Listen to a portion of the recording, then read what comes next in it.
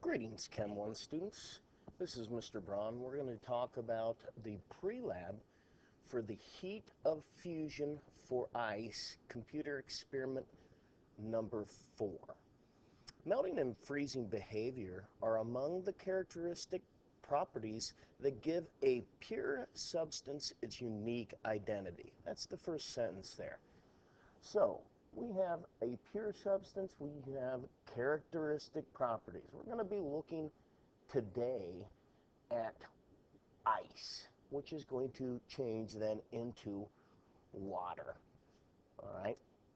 So, you will determine the energy in joules that are required to melt 1 gram of ice. You will then determine the molar heat of fusion for ice. Okay, one important equation that you're going to need here is this energy equation here. Q is the heat flow. CP is the specific heat, all right? And right here, the CP shows the specific heat of water. 4.18 joules per gram degrees Celsius. So that is the specific heat of water. M is the mass in grams. Delta T is the change in temperature. Okay, like I said before, we're going to determine the energy in joules required to melt a gram of ice and also the molar heat of fusion. You're going to use the computer and the temperature probe of the Logger Pro. So you'll heat it up. You'll have an apparatus as so. So you're going to need to get a utility clamp to hold your temperature probe. Now, make sure that you don't tighten the utility clamp up too tight, okay? All we want is that temperature probe to be in the water, but we do not want it to be touching the sides of the styrofoam cup, all right? So you're going to have a setup like this, okay? You're going to put the styrofoam cup in there. You're going to obtain about 100 milliliters of water. I believe I'm going to have 60-degree water in an ice bath in the back of the room. So you'll have to go back there to get your 60 Celsius water. Okay, and you're going to need to get 7 to 8 large ice cubes. Okay, you collect the data. Okay, let the temperature get to its maximum point. Okay, that will be the initial temperature.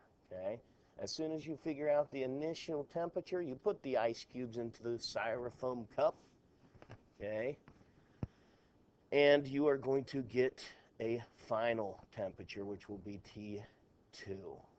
Okay, now when processing the data, okay, one of the things we need to do is we're going to take the volume of the water to determine what mass in grams of the ice melted.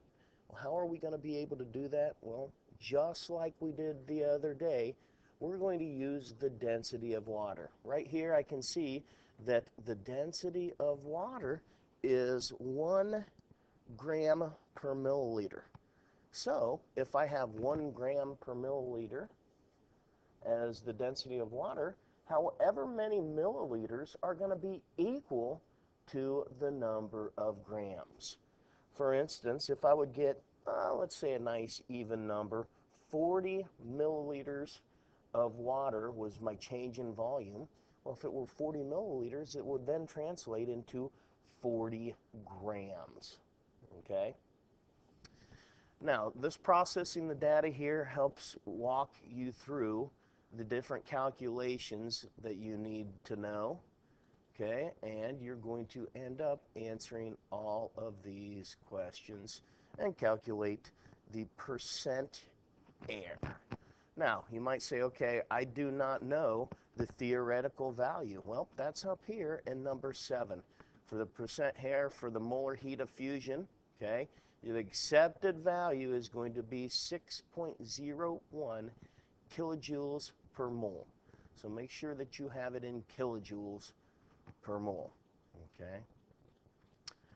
This is Mr. Braun discussing Computer lab number 4, the heat of fusion for ice. Chem 1 students, let's investigate.